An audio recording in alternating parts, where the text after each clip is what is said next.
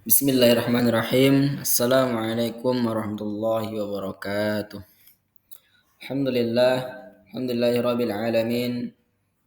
Bihi nasta'inu ala umuri dunya waddin. Salatu wassalamu ala asyrafil anbiya'i wal mursalin. Sayyidina wa maulana Muhammadin wa ala alihi wa sahbihi ajma'in. Alhamdulillah, pada kesempatan yang berbahagia ini Allah masih memberikan kita kesempatan untuk selalu senantiasa beribadah kepadanya dan menjalankan perintahnya, dan dengan usaha yang maksimal kita menjauhi larangan-larangannya.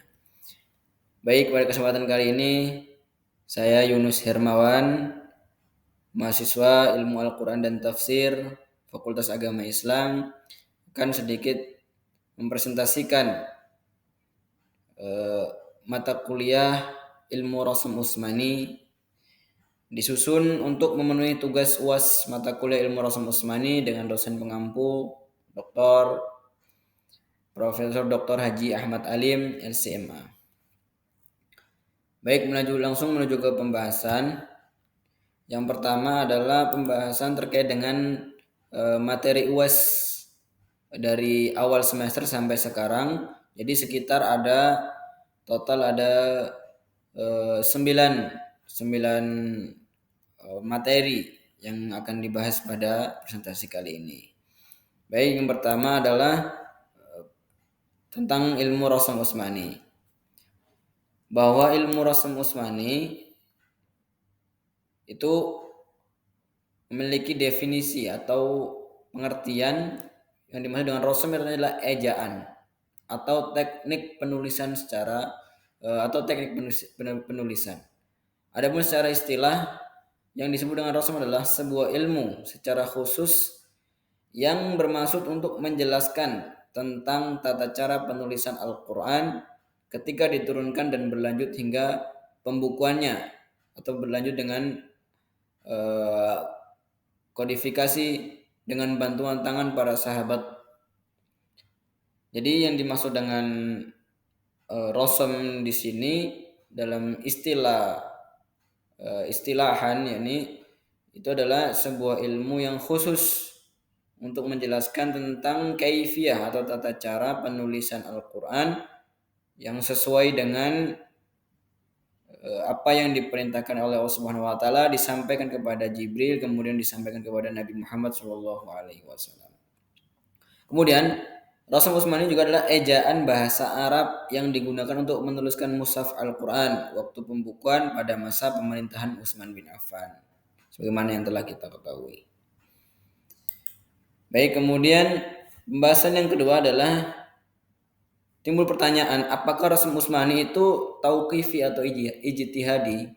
Maka dalam hal ini para ulama telah bersepakat, atau jumhur ulama atau ijma' ulama telah bersepakat bahwa Rasm Utsmani yang tertulis pada mushaf Al-Quran adalah amrun tauqifi, atau perkara yang tauqifi, bukan ijtihadi, bukan tauqifi. Ini artinya bahwa Rasm Utsmani itu adalah berasal dari Allah Subhanahu wa taala, disampaikan kepada Jibril, kemudian dari Jibril disampaikan kepada Nabi Muhammad SAW. Itu arti dari tauqifi. Dan tidak ada ulama mengatakan Rasm Utsmani adalah sebagai amrun ijtihadi.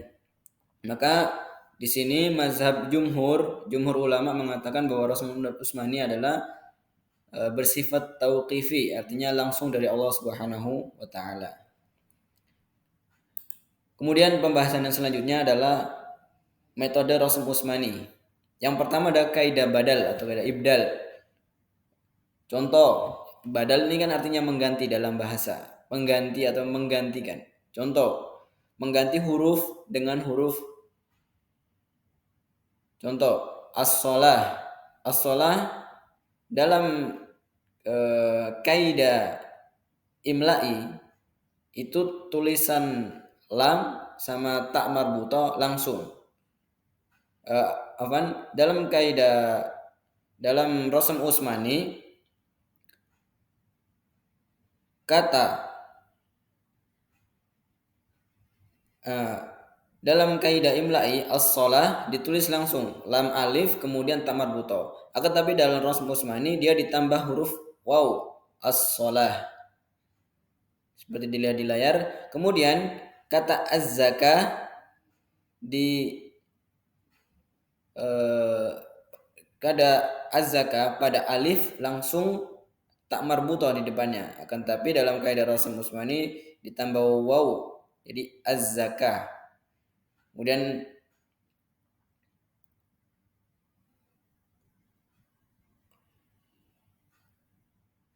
rahmatun menjadi rahmah, jadi tak marbuto. Kemudian kaidah perbedaan qiraat. Jadi telah dipelajari terdahulu bahwa bila ada perbedaan qiraat Al-Quran dalam membaca sebuah kata, maka kata itu ditulis dengan qiraat yang lebih banyak digunakan. Sebagai contoh, dalam mushaf yang kita lihat pada umumnya, kalimat maliki yaumiddin harusnya dia dalam khot imla'i, dalam rasam imla'i itu ditulis panjang, ma kemudian dengan alif. Akan tetapi mushaf yang telah kita baca atau yang pada umumnya kita baca itu ditulis ma kemudian bersambung dengan huruf lam, akan tetapi huruf ma dikasih harokat panjang 2 harokat. Nah, itu disitulah letak jika ada kaidah perbedaan qiraat. Bila ada perbedaan qiraat dalam Al-Quran, maka membaca sebuah kata, maka kata itu ditulis dengan qiraat yang lebih banyak digunakan, bukan ma panjang. Baik, kemudian kaidah fasal dan wasal. Fasal artinya adalah memisahkan atau terpisah, sedangkan wasal artinya sesuatu yang bersambung atau menggabungkan, yaitu menggabungkan dua kata yang terpisah sehingga bersambung seakan merupakan satu kata. Jadi sebagai contoh, an ma itu adalah fasal, dia terpisah, tapi kemudian dia menjadi amma, jadi wasal. Jadi yang pertama ada an ma, an sendiri, kemudian ma sendiri, kemudian menjadi amma. Kemudian kulla sendiri, ma disebut fasal atau terpisah, kemudian menjadi kullama, dia bergabung disebut dengan wasal, dan seterusnya. Baik, menuju ke pembahasan yang selanjutnya adalah hadful alif. Hadful alif atau menghapus alif. Jadi dihilangkannya huruf alif dalam Al-Quran terbagi dua cara. Hadful alif atau menghapus alif itu terbagi jadi dua cara.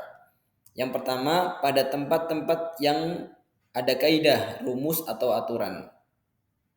Kemudian pada tempat yang tidak ada kaidahnya. Yang pertama, membuang huruf alif atau hadful alif pada tempat-tempat yang ada kaidah tertentu. Terdapat pada dhamir mutakallim ma'al ghair atau dhamir rafa' muttasil apabila bersambung dengan dhamir nasab. Sebagai contoh, dalam Quran surat Al-Baqarah ayat 50. Qala ta'ala a'udzu billahi minasyaitonir rajim wa id faraqna bikumul bahra fa anjaynakum wa aghraqna ala fir'auna wa antum tanzurun. Huruf alif terletak setelah huruf mim pada kata huruf nun, setelah huruf nun pada kata fa'anjainakum itu dihadzaf. Yang pada kaidah tulisan imla'i dia nunnya dengan alif, maka dia dihapus atau dihadzaf, dihapuskan jadi nun pendek kemudian dikasih harokat panjang. Jadi seperti itu. Kemudian yang B, jamak muzakkar salim. Jadi pada tempat-tempat pada muzakkar salim sesudah alif tidak terdapat tasydid atau hamzah. Contohnya dalam surat Al-Fatihah, alhamdulillahi rabbil alamin. Huruf alif setelah ain alamin harusnya dia panjang, alif a, setelah ain ada huruf alif. Akan tetapi dalam kaidah Rasm Utsmani maka dia dihadzaf, kemudian dia menjadi langsung bersambung dengan lam, sedangkan dalam pada huruf ainnya dikasih harokat panjang. Jadi al-alamin. Kemudian jamak muannas salim. Contohnya seperti yang telah terdapat pada surat Al-Ahzab, kemudian as-sadiqatu, sadiqati, al-mu'minat wal mu'minuna wal mu'minat dan sebagainya sudah kita ketahui bersama. Nah,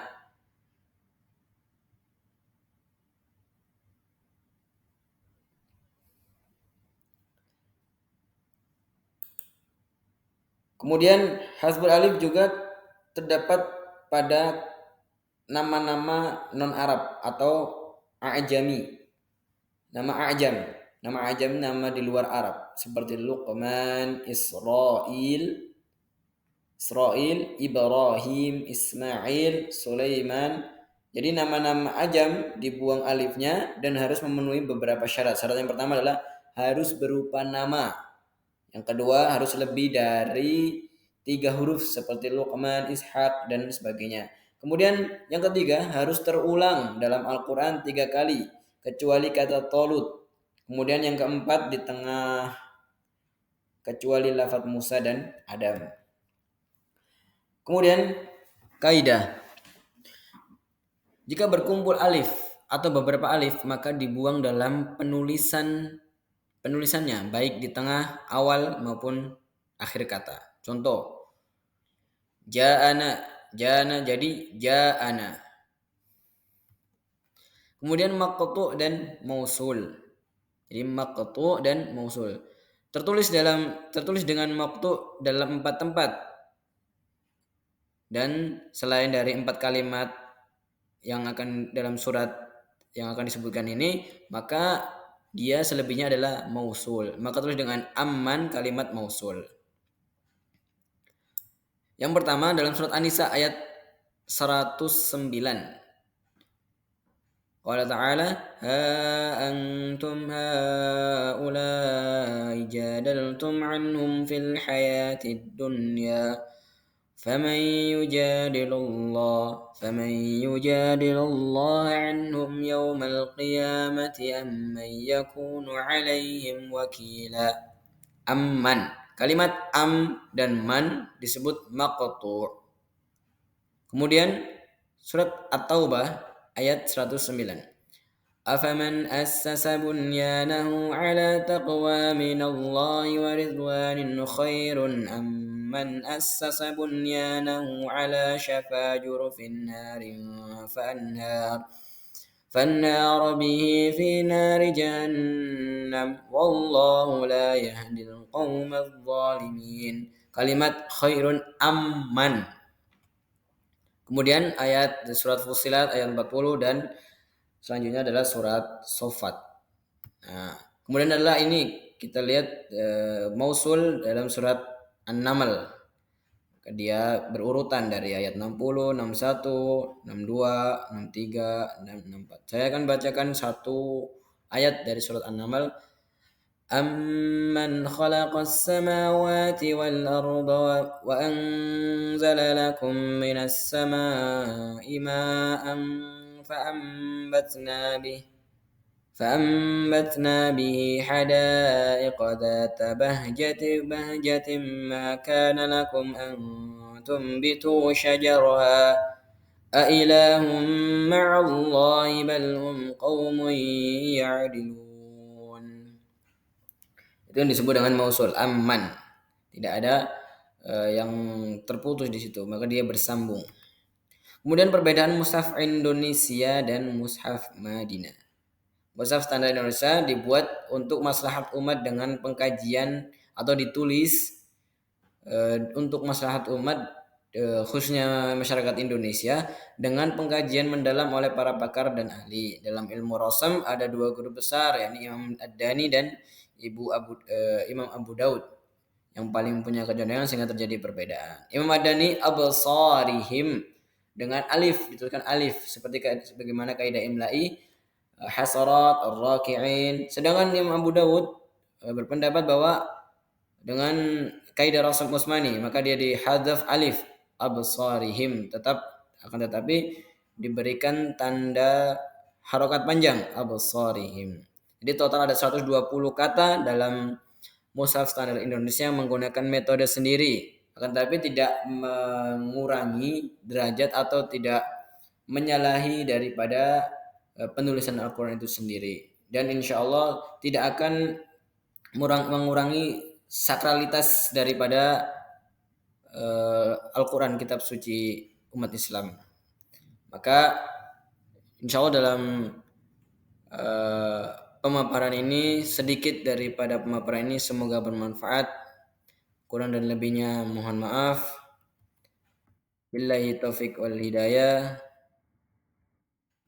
Assalamualaikum warahmatullahi wabarakatuh.